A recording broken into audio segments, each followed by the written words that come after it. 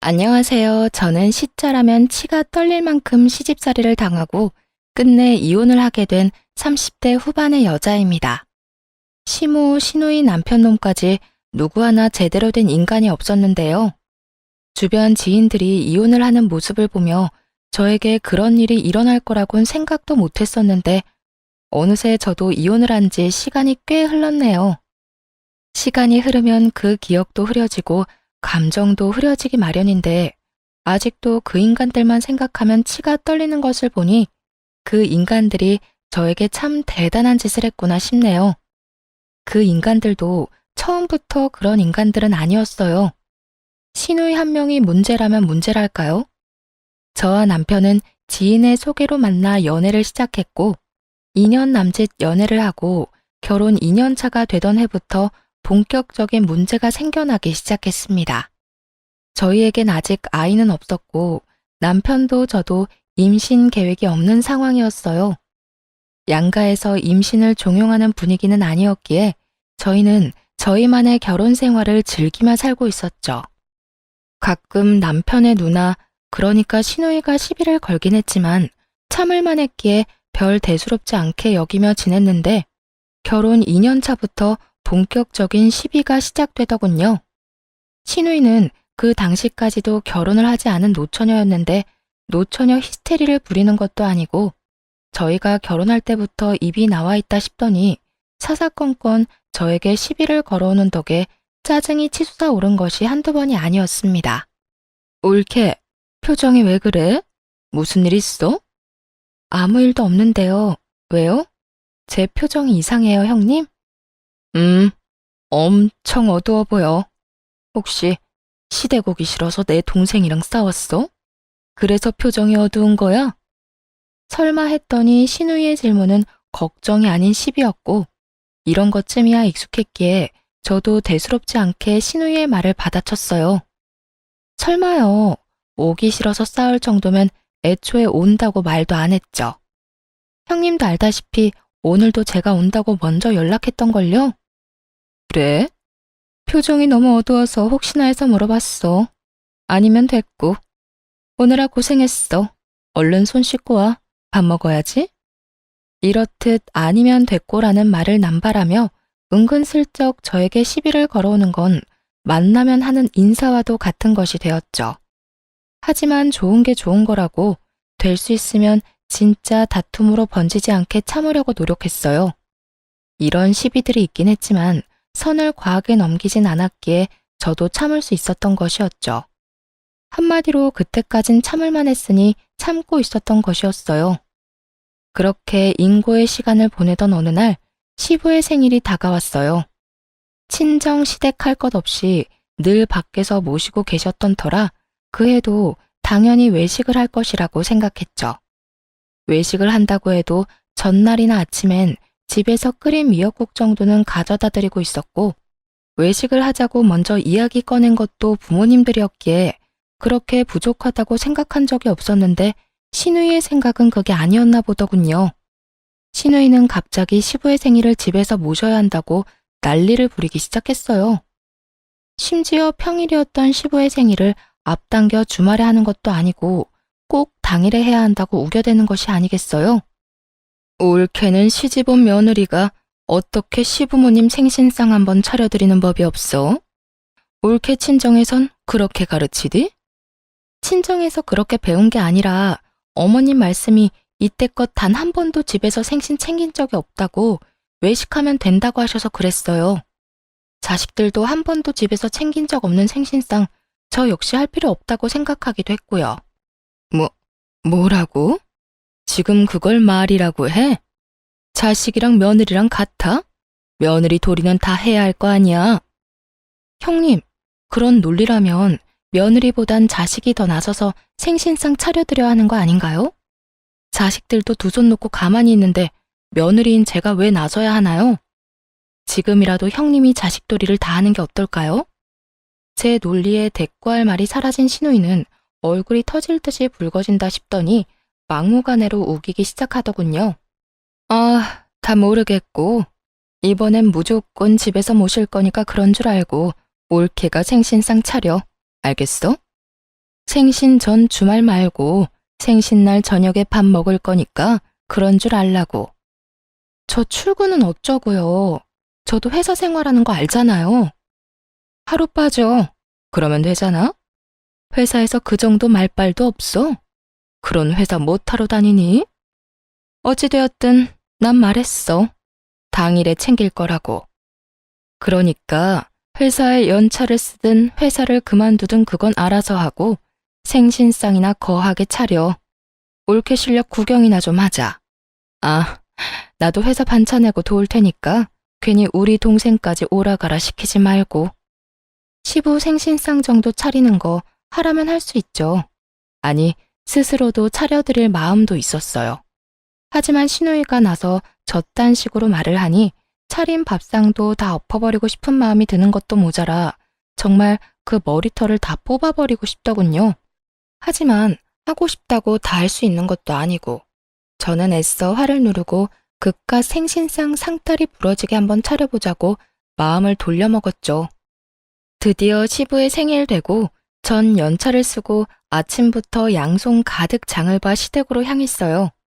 저의 예상대로 오후에는 와서 돕겠다던 시누이는 언제 온다는 소식도 없이 머리털 하나 보이지 않고 있었고 전 혼자 그야말로 고군분투하는 중이었죠. 시누이가 기본적으로 했으면 하는 음식 가짓수도 많은데다가 전부 밑손질하는데 시간이 오래 걸리는 것들이라 재료 손질만 해도 시간이 꽤 걸리더군요. 그렇게 1차 전쟁을 치르고 나니 시모가 주방으로 들어오더군요. 잘하고 있니? 어머나, 거의 다 했네. 이제 본격적으로 만들기만 하면 되겠구나. 시모는 주방을 살피며 들어왔고 전 그런 시모를 보며 무언가 도움을 주려고 왔나 하는 생각이 들었어요. 그래서 혼자 할 수 있다고 하려는 찰나 시모가 몸을 돌려 냉장고 문을 열더니 과일을 꺼내더군요. 시모는 애초에 저를 도우려고 온 것이 아니라 자신이 과일을 먹고 싶어 온 것이더군요. 정말 제가 큰 착각을 한 것이었고 전 혼자 민망하기도 하고 황당하기도 했습니다. 그렇게 시모는 꺼낸 과일을 씻고 있는데 때마침 시누이가 왔고 시모가 싱크대에 서 있는 모습을 보고서 제가 시모에게 일이라도 시켰다고 착각을 했는지 들고 있던 백을 제 머리에 던지더니 욕을 하기 시작했어요. 야, 너 지금 우리 엄마 일 시키는 거야? 우리 엄마 설거지 시키는 거냐고. 너 미쳤어? 내가 너 혼자 하라고 분명히 말했지. 네가 뭔데 우리 엄마한테 일을 시켜? 왜 내가 시누이가 던진 백에 머리와 얼굴을 맞아야 하는지, 왜 내가 여기에서 이딴 말들이나 들어야 하는지 이해가 되지 않더군요. 그 순간 전 그야말로 눈이 돌아버렸고 제 얼굴을 맞고 떨어진 시누이의 가방을 들어 시누이의 옆통수를 내리치며 맞대응 해주었습니다. 누가 누구 보고 미쳤대. 내가 미쳤으면 넌 제정신일 줄 알아? 내가 뭘 잘못했다고 이딴 취급을 당해야 해? 제가 가만히 맞고만 있을 거라 생각했는지 시누이는 눈을 동그랗게 치켜뜨더니 입에 담을 수도 없는 욕들을 하기 시작하더군요. 이게 진짜 미쳤나? 감히 누굴 때려? 그리고 너? 넌 위아래도 없어? 어디서 반말짓거리야? 너 같으면 맞고만 있겠어? 너 같으면 아무 잘못도 없이 맞았는데 존댓말이 나오겠냐고. 내가 일을 시켰다고? 너 눈이 없니? 자기가 먹을 과일 씻고 있는 거 안 보여? 어디서 제대로 알지도 못하면서 사람을 때려. 제 말에 시누이는 그때야 시모의 손에 들린 과일이 눈에 보이는 듯 하더군요. 시모 역시 이게 다 무슨 상황이냐며 시누이에게 상황을 설명하고 나섰고요. 그래, 나 과일이 먹고 싶어서 씻고 있었어. 이때껏 아가 혼자 다 준비하고 있었고. 넌 잘 알지도 못하면서 갑자기 이게 다 뭐니? 대개 이런 말을 들으면 미안하다, 착각했다, 오해했다. 이런 말쯤은 해야 하지 않나요? 그런데 대단한 시누이는 그 상황에서도 제 탓으로 다 돌려버리더라고요. 그랬으면 진작 말했어야 할 거 아니야. 벙어리야? 왜 맞고만 있어? 이걸 말이라고 하는 건지 말할 틈을 줬다고 생각하는 것인지 그저 나오는 대로 짓거리고 있더라고요. 계속 그곳에 있어봤자 계속 싸울 것이 분명했고 더는 그딴 곳에 힘을 빼고 싶지 않았어요. 무엇보다 이딴 기분으로 시부의 생일상을 차리고 싶지 않기도 했고요. 그래서 전 마지막으로 신우이에게 쏘아주고선 집으로 와버렸습니다. 대답할 틈이나 주고 그딴 말을 해. 벙어리? 내가 참 기가 막혀서. 이럴 땐 그냥 미안하다고 사과라도 하는 게 사람으로 해야 할 도리라고요. 난 기분 상해서 더는 일 못하니까 생신상은 형님 혼자 차리든지 말든지 알아서 해요. 어머님, 저 가볼게요. 머리가 울려서 빨리 병원에 가봐야 할 것 같아요. 그래. 얼른 가보거라. 야, 너 어디 가? 이거 다 어쩌라고 그냥 가는 거야? 네가 다 하든가 다 버리든가 하면 되겠네.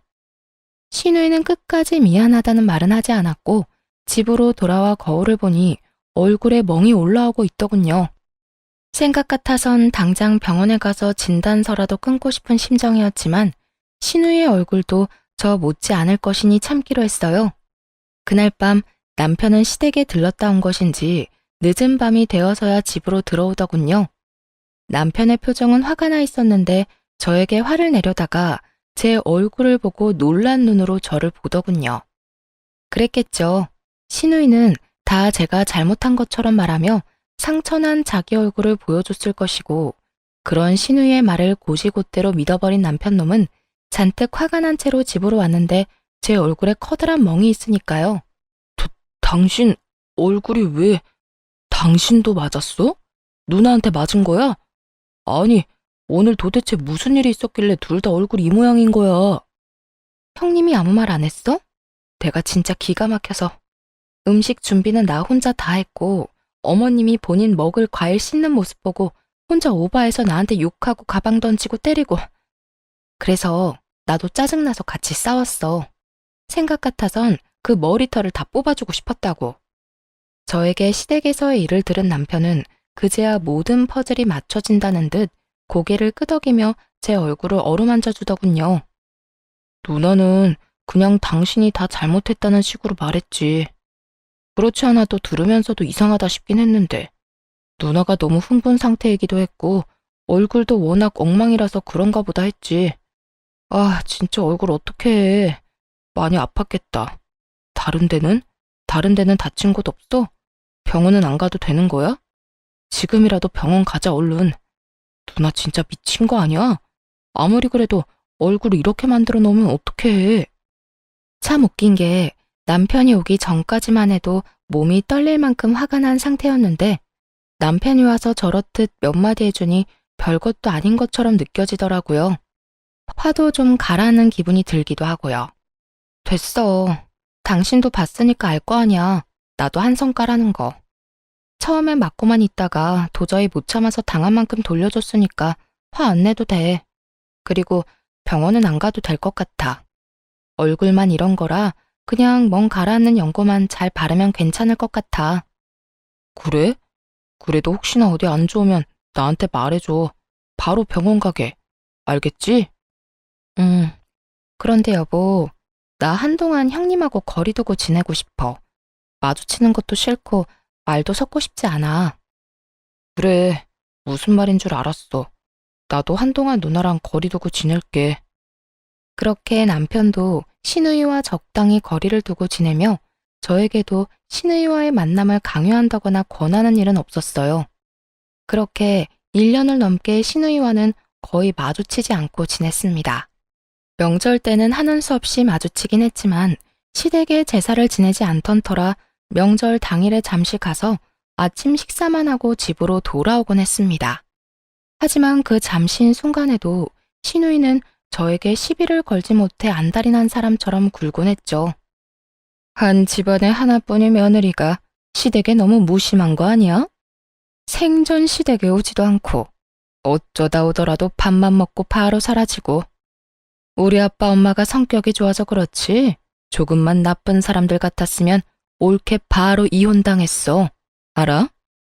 이렇듯 고르고 골라 제가 기분 나빠할 말들을 해댔고 저 역시 몸싸움까지 한 마당에 참지 않고 그 즉시 신우이의 말에 대응하고 나섰죠. 그건 모르겠고 형님이 그날 일 여전히 저한테 사과 한마디 안 한 건 잘 알고 있네요. 저한테 이런저런 시비 걸기 전에 사과부터 하세요.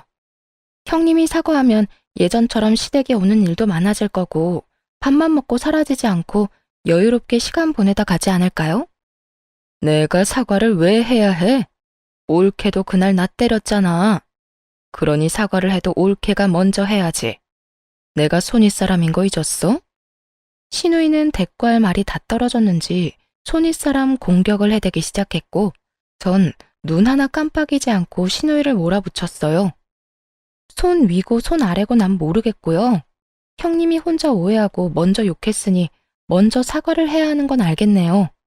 그리고 어쩔 수 없이 정당방위로 휘두른 거에 형님이 맞은 거니 제가 사과할 이유도 없고요. 뭐야? 너 지금 말 다 했어? 너너거리지 말죠. 자꾸 너라고 하면 돌아가는 대답이 곱지 않을 텐데요. 인연이 진짜? 끝은 꼭 이런 식이었어요. 저와 말다툼을 하던 신우이가 결국 흥분을 가라앉히지 못하고 욕을 하면 그런 신우이를 시부가 혼내고선 끝이 나버리는 마무리요. 이러니 저와 남편이 밥만 빨리 먹고 돌아올 수밖에요. 상황이 이렇게 되다 보니 시모와 시부는 서운한 기색을 내비치기도 했지만 이렇듯 만났다 하면 시비를 걸고 싸움이 되어버리니 길게 있고 싶어도 있을 수 없는 상황이었죠. 이런 일들이 쌓이면 쌓일수록 신우이에 대한 앙금이 쌓여갔고 신우이 역시 저에게 미안한 기색은 전혀 없었기에 우리의 사이는 나아질 기미가 보이지 않는 상태였어요. 그러던 어느 날 신우이의 결혼 소식이 들리더군요. 정말 잘 됐다 싶더라고요. 신우이가 시댁에 살고 있어 그렇지 않아도 편하지 않은 시댁이 더 불편했던 터라 얼른 시집이나 갔으면 좋겠다 했을 때가 한두 번이 아니었거든요. 그 대단한 성격 맞추고 살 남자가 내심 불쌍하긴 했지만 저에겐 여러모로 좋은 일임은 확실했습니다. 누나 결혼 소식 들었지? 그렇지 않아도 어머님이 형님 곧 상견례를 한다고 하시더라고. 어떤 남자래? 도대체 언제 만난 거래? 나도 자세히는 몰라. 조만간 집으로 부른다니까 그때 자세히 말해주겠지. 확실한 건 남자가 능력이 좋다고 하더라. 누나 입이 귀에 걸렸다니까. 부디 결혼하는 그날까지 그 남자랑 잘 지내서 얼른 시집이나 갔으면 좋겠다. 남편 역시 저와 생각이 같아 보였고 저와 남편은 하루빨리 신우이가 시집 갈 날을 손꼽아 기다렸습니다. 그렇게 상견례를 앞둔 어느 날 시댁에서 오라며 연락이 왔더군요. 이때까지만 해도 남편이 확실하게 시댁 편, 신우이 편을 들지 않아 이혼까지는 마음먹은 적이 없었는데 시댁에 방문하는 그날 전 상상조차도 해본 적 없던 이혼을 마음먹게 되었죠. 그날 남편과 전 시댁으로 가게 되었고 시댁에 가니 시모와 함께 곧 결혼할 신우가 있더라고요. 두 사람은 저희가 자리에 앉자마자 마치 돈을 맡겨놓은 사람처럼 대놓고 요구하기 시작하더군요. 예, 너희 돈 좀 있지? 너희 애도 없으니 돈 들어갈 때도 크게 없었을 테고 이때껏 모아둔 돈 좀 있을 거 아니냐? 갑자기 웬 돈 타령인가 싶더군요. 하지만 그것도 잠시 단 한 번도 본 적 없는 신우이의 순하고 기대에 가득 찬 눈빛을 보는데 딱 알겠더라고요. 우리 돈으로 시집을 보내려고 하는구나 하고요. 재빠르게 시모와 신우이의 의중을 눈치챈 제가 무어라 대답하려는 찰나 눈치 없는 남편놈이 술술 묻는 대로 다 대답하고 있더군요. 뭐 조금 있긴 하지.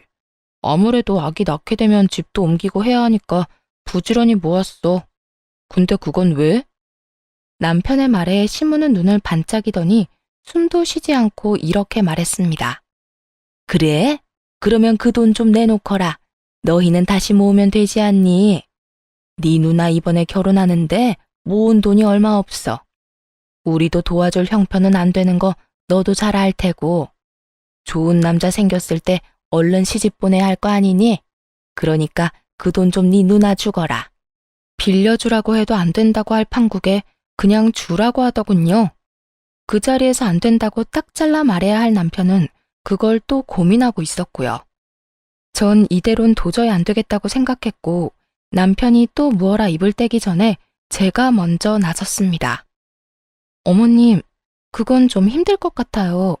저희 전세 만기도 다 되어가고 이제 나이도 있어서 임신 계획도 해야 하는데 형님께 덜컥 다 드리고 나면 저흰 어쩌라고요. 너흰 두 사람이 버니까 그 정도는 금방 또 모으면 되지 않니? 아기야 좀 더 있다가 낳아도 되는 거고. 그렇게 따지면 형님네도 두 사람이 벌 건데 결혼은 좀 부족하게 하고 살면서 살 건 사고 집도 넓혀나가면 되잖아요. 어찌되었든 저흰 못 드려요. 너 진짜 이렇게 나올 거니? 그까짓 돈 얼마나 된다고? 그리고 그게 다 네 돈이니? 내 아들 돈도 있을 거 아니야. 내 아들도 가만히 있는데 왜 네가 나서서 된다 만다야? 그래, 옳게. 내가 시집가서 잘 풀리고 나서 후회하지 말고 이럴 때 좀 돕고 살아. 정 안 되면 내 동생이 모은 돈이라도 내놔. 나머진 뭐, 너 대출 되지? 대출 받아서 좀 줘. 그 집에서 워낙 바라는 게 많아서 내가 받은 대출론 어림도 없어. 사업하는 집안인데 재산이 어마어마하다니까. 나 이번 기회 놓치면 정말 다른 사람 못 만날지도 몰라. 그러니까 올케가 안 된다고 하면 네가 대출을 받아서라도 이 누나 좀 도와. 도대체 어느 집안에 시집 가길래 이 난리를 부리나 했더니 꽤 크게 사업하는 집안이라고 하더군요. 신우이의 말을 듣더니 남편 역시 홀라당 넘어갔는지 아니란 말은커녕 고개를 끄덕이고 있었고요. 그 모습을 보는데 그 자리에 더 있다간 정말 화병으로 제 명대로 살 순 없을 것 같아 먼저 집으로 돌아와 버렸습니다. 집으로 돌아와 혼자 화를 사귀고 있으니 남편놈 역시 돌아오더라고요. 그리고 남편의 입에서 나오는 말들은 그 한마디 한마디가 모두 가관이었어요. 여보, 그냥 좀 도와주면 안 돼? 다른 것도 아닌 결혼 때문에 그런 거잖아. 엄마 말대로 우리 아기야 좀 더 미루면 되는 거고. 집이야 연장하면 되는 거잖아. 당장 필요도 없는 돈 가지고 있어봤자 뭐해. 그냥 우리 누나 좀 도와주자. 당신은 그걸 말이라고 해? 나보고 다른 사람도 아닌 형님을 도와주자고? 내가 왜 형님이랑 내 사이 몰라서 그래? 그리고 아까 형님 태도 못 봤어? 미안하다거나 고맙다는 기색 하나 없이 뻔뻔하게 내놓으라고 하는 거. 그런 사람이 잘 됐다고 한들 그 돈을 돌려줄 것 같아? 아니야. 당신이 우리 누나에 대해 오해하고 있는 것 같은데 우리 누나 그런 사람 아니야. 그러니까 이번엔 내 뜻대로 좀 해줘. 당신이랑 누나 사이 안 좋은 거 아는데 그래도 다른 것도 아닌 노처녀 누나 시집은 보내야 할 거 아니야. 난 싫어. 절대 싫으니까 당신이 대출을 받아서 주든 알아서 해. 단, 당신이 당신 누나 도와주는 만큼 나도 우리 집 도울 거니까 그건 알고 도와주도록 해. 뭐라고? 처가에 당신 도울 일이 뭐 있다고? 뭘 그런 걱정을 해? 우리 아빠 15년 된 차 아직도 끌고 다니는 거 알지? 임신도 미루자는 상황에 가지고 있어봤자 필요도 없는 돈 아빠 차나 바꿔주지 뭐. 혹시나 오래된 차 끌고 다니다가 사고라도 날까 봐서 걱정이었는데 잘 됐네. 야, 너 지금 그걸 말이라고 해? 아니다. 됐다 됐어. 그래, 이렇게까지 된 거 넌 너 알아서 해. 난 대출 받아서라도 누나 시집 보낼 테니까. 그렇게 남편과 저는 걷잡을 수 없이 사이가 멀어지게 되었고 저 역시 남편에게 큰 실망을 하게 되었죠. 돈도 돈이었지만 그 뒤에 이어진 남편의 행동이 정말 실망스러웠습니다. 저에게 돈독이 올라도 제대로 올랐다, 이기적이다 등 막말을 하는 것도 모자라 저를 어깨로 살짝 밀치고 지나가는 일도 생겨났어요. 남편의 그런 모습을 처음 본 저는 충격이 컸습니다.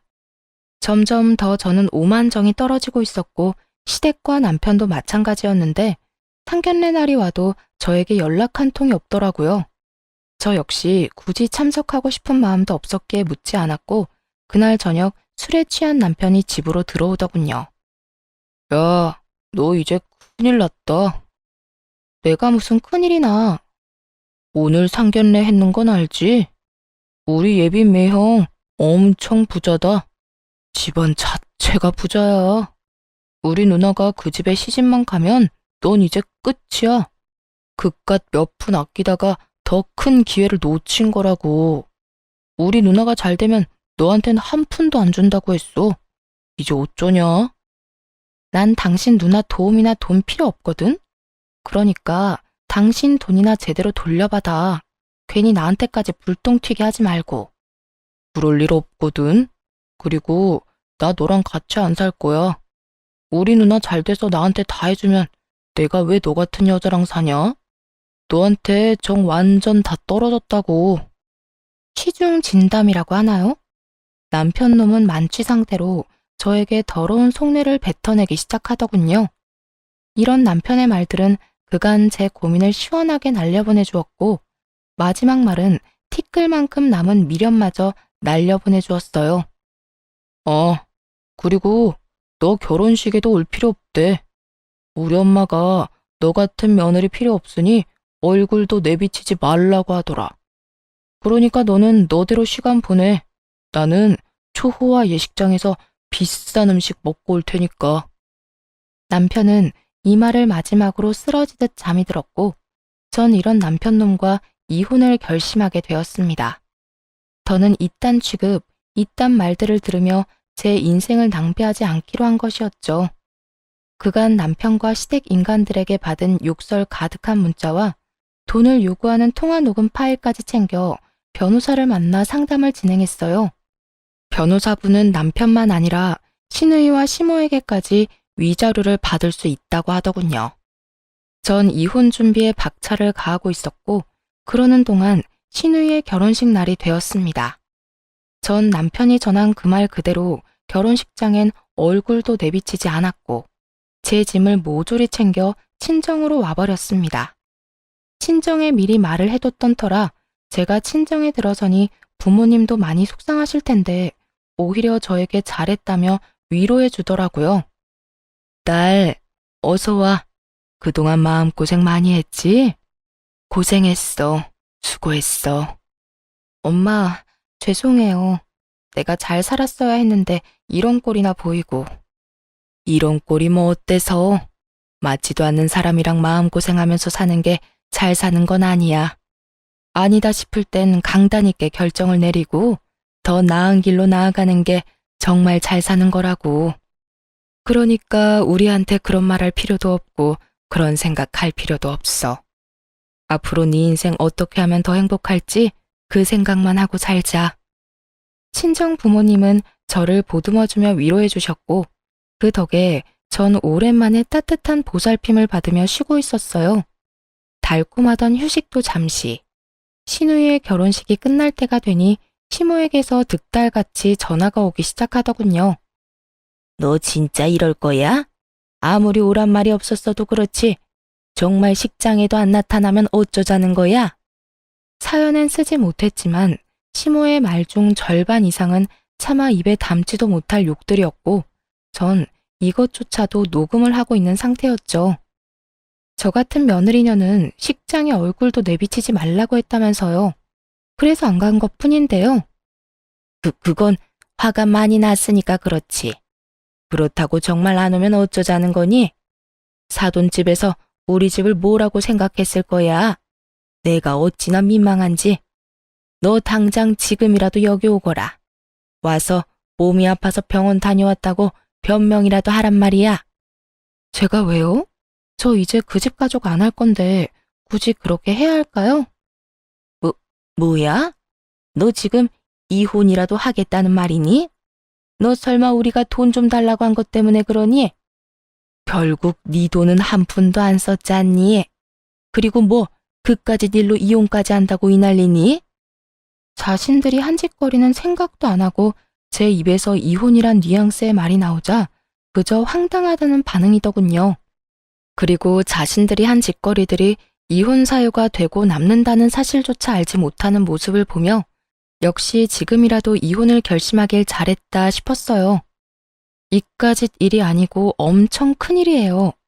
남편은 제가 끝까지 안 된다고 했는데도 끝내 대출까지 받아서 형님 결혼 자금으로 주지를 않나. 시댁 식구들은 하루가 멀다고 연락이 와서 욕설에 폭언까지 하질 않나.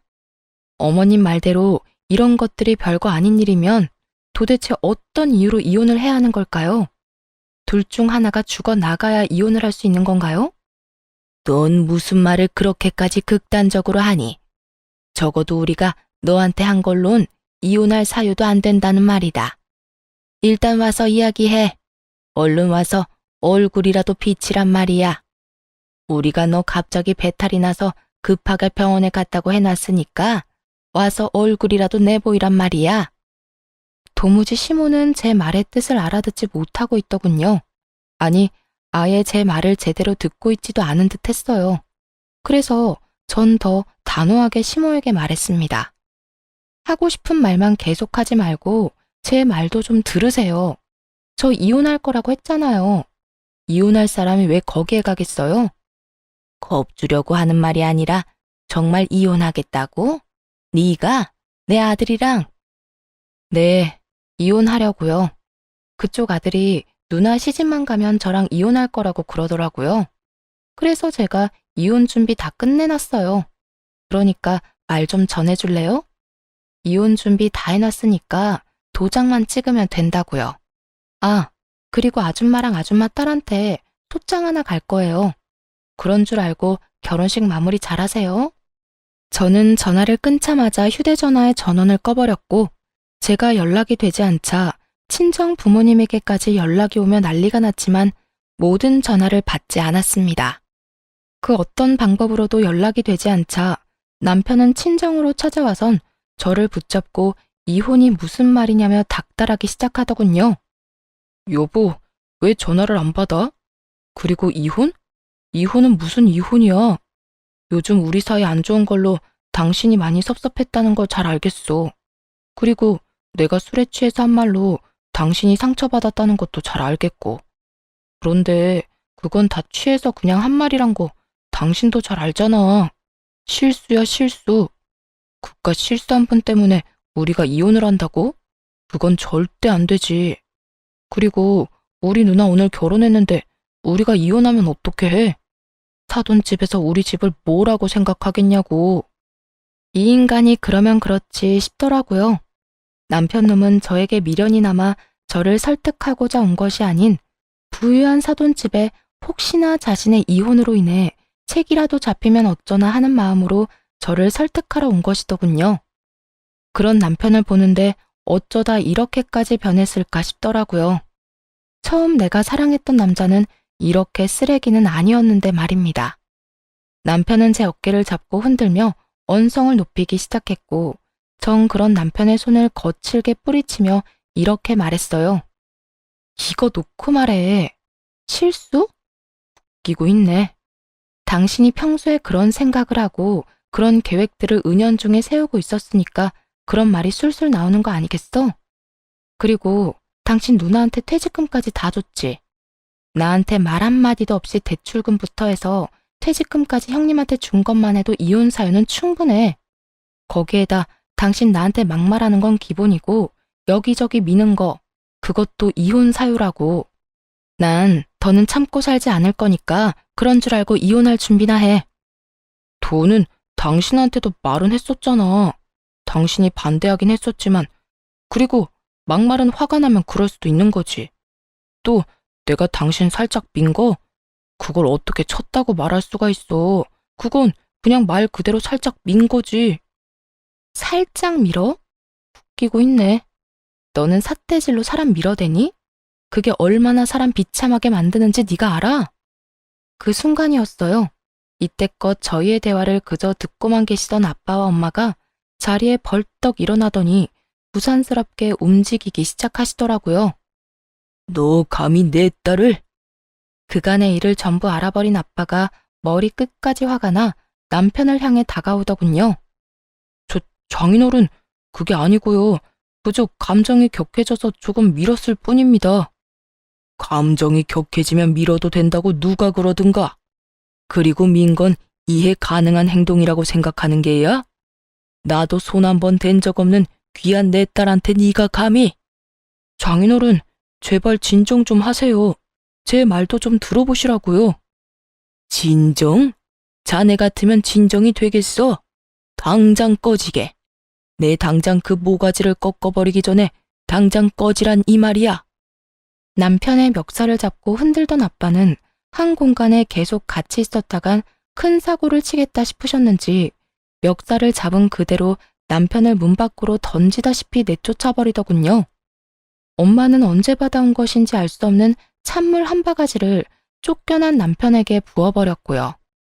남편은 혼비백산하며 도망을 갔고 얼마 지나지 않아 화가 머리 끝까지 난 시모가 한복을 입은 그대로 씩씩거리며 친정으로 왔더군요. 이 문 못 열어? 당장 열라고. 감히 니깟 것들이 내 아들을 그런 식으로 대해? 내가 오늘 가만 안 둘 거야. 시모는 문을 두드리며 난동을 부리기 시작했고 친정 부모님을 비롯해 제가 아무 대꾸도 하지 않자 난동은 행패로 이어지더라고요. 문을 발로 차는 것은 기본이고 고래고래 소리를 지르며 욕을 퍼붓기도 했습니다. 저는 그런 시모를 바로 경찰에 신고해버렸고 눈치 하나 기가 막힌 시모는 경찰차 사이렌 소리가 들리자마자 불이 나게 도망을 치더군요. 그 모든 광경을 인터폰으로 보며 얼마나 웃었나 모릅니다. 상상이나 되세요? 곱게 한복을 차려입고 발길질을 하며 욕짓거리를 하던 늙은 아줌마가 한복 치맛자락을 한 움큼 부여잡고 꽁지 빠지게 도망가는 꼴이요. 그 후론 시댁 것들이 찾아오면 저는 무조건 신고를 해버렸고 몇 번 찾아온다 싶더니 더는 찾아오지 않더라고요. 그 뒤론 이혼 소송이 진행되었고 저는 시모와 시누이에게도 소장을 보냈습니다.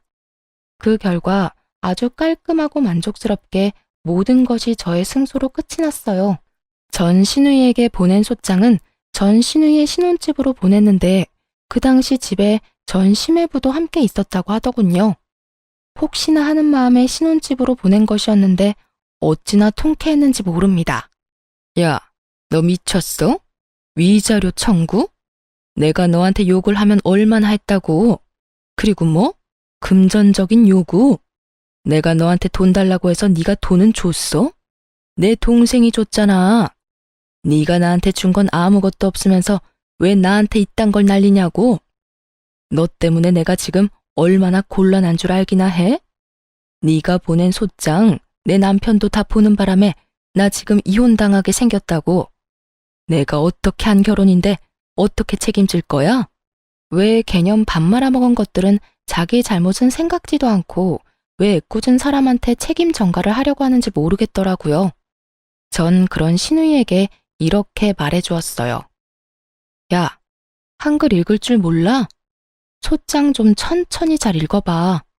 거기에 네가 잘못한 거라고 버젓이 쓰여 있는데 왜 애꿎은 나한테 책임지라 말아야?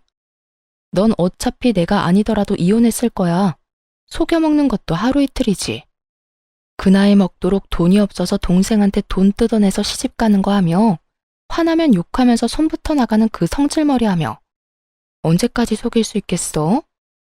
더 큰 잘못해서 그 남편한테까지 위자료 주고 이혼하는 것보다 지금 이혼당하는 게 더 좋은 선택이라고 본다. 그러니까 이런저런 소송 잘 준비하고 나한테 전화 좀 하지 마. 뭐 반가운 사이라고 이렇게 전화기 불나게 전화질이야. 이년이 진짜? 너 진짜 가만히 안 둬? 내가 진짜 너 가만히 둘 줄 알아? 내가 너 지구 끝까지 쫓아가서 복수할 거야.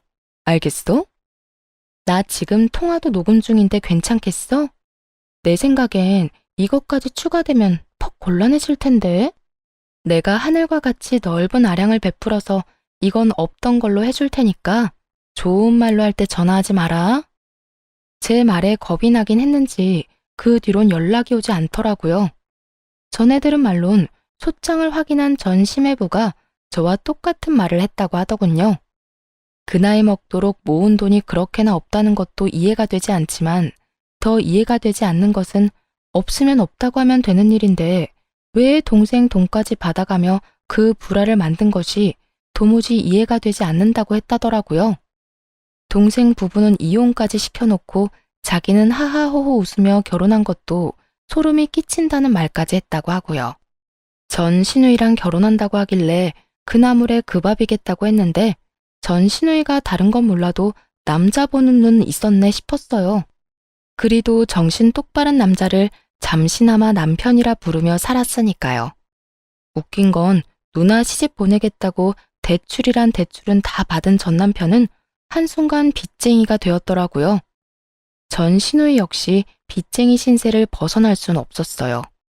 그렇게 시모는 빚쟁이가 되어버린 두 자식을 끼고 살게 된 것이죠. 참 그 인간들에게 너무나도 잘 어울리는 결말 아닌가요? 그 이후 전 여전히 회사 생활을 잘하며 살고 있습니다. 이혼하고 얼마 지나지 않아 전 남편이 회사 앞으로 계속 찾아오는 바람에 이직을 생각했던 적도 있어요. 경찰을 불러도 그때뿐이었고 또다시 찾아오는 짓거리를 반복하길래 어떻게 하나 고민하던 중 직장 동료의 도움을 받게 되었죠. 그날도 퇴근하는데 회사 앞에 남편놈이 저를 기다리고 있더라고요. 다림질도 하지 않는 것인지 다 구겨진 옷을 입고선 말이죠. 여보, 나 또 왔어. 너랑 나랑 이혼했다니까? 그 여보 소리 좀 집어치워. 이제 이혼 도장 인주 마른 지도 한참이고 제발 좀 찾아오지 마. 정말 구속이라도 당해야 정신 차리겠어? 그렇게 냉정하게 굴지 마. 나 정말 후회하고 있다니까. 지금 내 꼴 보이지? 나 진짜 힘들어. 당신이 내 곁에 없어서 이 꼴이 되어버렸다고. 내가 없어서가 아니라 빚쟁이가 돼서 그 꼴이겠지. 너 회사는 안 다니니? 일은 안 해? 일을 해야 빚을 갚을 거 아니야. 여기 찾아오지 말고 제발 일 좀 해라, 일. 당신 지금 내 걱정하는 거야? 역시 당신도 아직 날 마음에 두고 있는 거구나. 그러면서 왜 나한테 이렇게 모질게 굴어? 난 걱정하지 마. 난 당신만 내 곁에 돌아와주면 아무 문제 없어. 눈을 희번덕하게 뜨며 가까이 다가와 제 손을 잡으려고 하는데 정말 미쳐버린 것처럼 보이더라고요. 그대로 전 남편을 밀쳐버리려던 순간이었어요. 제 뒤로 어느 순간 다가온 직장 동료가 제 어깨에 팔을 두르더라고요. 자기야, 이 사람이 전 남편이라던 그 새끼야? 키도 180이 넘고 워낙 기본적인 체구가 다부졌던 터라 그 체구에서 풍기는 강압적인 분위기에 겁을 먹은 전 남편은 한 발 물러서더라고요. 새끼? 그래, 내가 그 남편이다. 그러는 넌 뭔데? 넌 뭐길래 내 마누라 어깨에 팔까지 두르는 거야, 어? 얼른 그 손 치우지 못해? 말투와는 달리 표정은 겁을 잔뜩 집어먹은 얼굴이었고 발은 여전히 뒷걸음질을 치고 있었죠. 그런 전 남편의 모습에 동료는 코웃음을 치더니 더욱 팔에 힘을 주며 이렇게 말했어요. 보면 몰라? 딱 보면 알 텐데. 굳이 내 입으로 설명까지 해줘야 해. 그리고 마누라라니. 두 사람 이혼한 지가 언젠데 아직까지 마누라 타령이야. 결혼 생활 내내 구질구질했다고 하더니 이혼하고 나서도 구질구질하네. 너 이거 스토킹이야. 알고서 이러는지 몰라? 뭐? 구질구질? 스토킹? 야, 너 날 그런 식으로 말하고 다녔어? 보잘것없는 년 데리고 살아주니까 뭐? 구질구질해? 내가 뭐 네가 좋아서 여기 찾아와서 이러는 줄 알아? 나도 시간 없거든. 시간 남아도는 거 아니라고.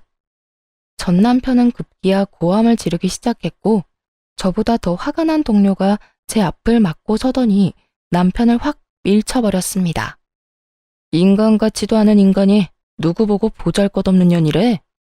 여기 너보다 볼 거 없는 사람 없거든? 아무리 시간 없어도 거울은 보고 좀 다니고 그렇게 시간 없으면 앞으로는 찾아오지도 말고 한 번만 더 내 눈에 네 머리카락 한 올이라도 보이는 날엔 두 발로 걸어다니는 마지막 날로 만들어줄 테니까 그런 줄 알고 꺼져. 힘에서 밀려 바닥에 고꾸라진 전 남편은 그제야 정신을 차린 듯 허겁지겁 일어나 도망을 가더군요. 끝까지 입만 살아서 쉼없이 말도 안 되는 소리를 짓거려댔어요. 내가 너희 두 사람 가만두지 않을 거야. 외도녀 외도남 프레임 씌워서 이 회사의 소문 쫙 퍼뜨려버릴 거라고. 그러면 너도 멀쩡하게 회사 생활할 순 없을걸? 기대하라고. 정말 저딴 짓까지 한다면 이번에야말로 깜빵 신세를 지게 해주려고 했더니 전 남편은 아무런 행동도 하지 않았고 찾아오지도 않더군요. 그렇게 그 지긋지긋하고도 구질구질하던 인연이 드디어 끝이 났습니다. 그로부터 3년이 지났고 전 저를 도와줬던 동료와 연애를 시작한 지 반년이 되었어요. 처음엔 정말 아무 감정 없이 제가 곤란해 보여서 도와주었다고 하더라고요. 그렇게 친해진 저흰 퇴근 후에 가끔 밥도 같이 먹고 이런저런 상담도 해주다 서로에게 호감이 생겼습니다. 하지만 아무래도 제 처지가 그렇다 보니 쉽사리 그 친구의 마음을 받아들일 수가 없었고, 그런 제 마음을 누구보다 잘 알고 있던 남자친구가 적극적으로 저에게 표현해주어 만나게 되었어요. 아무래도 결혼에 대한 아픈 경험이 있었던 터라 아직까진 결혼 생각이 없어요. 거기에다 저희만 좋다고 해서 끝날 문제도 아니고 여러 가지 넘어야 할 산이 많다는 걸 누구보다 더 잘 알고 있으니까요. 언제까지 연애뿐인 이 만남이 이어질지는 모르겠지만 적어도 남자친구를 만나는 동안은 제 마음을 속이지 않고 솔직하고 아낌없이 표현하며 지내려고 합니다. 남자친구도 지금은 그저 우리 마음에 집중하고 그 뒤 문제는 나중에 생각하자고 하기도 했고요. 적어도 훗날 지금 이 순간을 떠올렸을 때 후회는 하고 싶지 않거든요. 이로써 저의 긴 사연도 끝이 났네요. 저의 긴 사연 들어주신 여러분 감사합니다. 다들 행복하세요.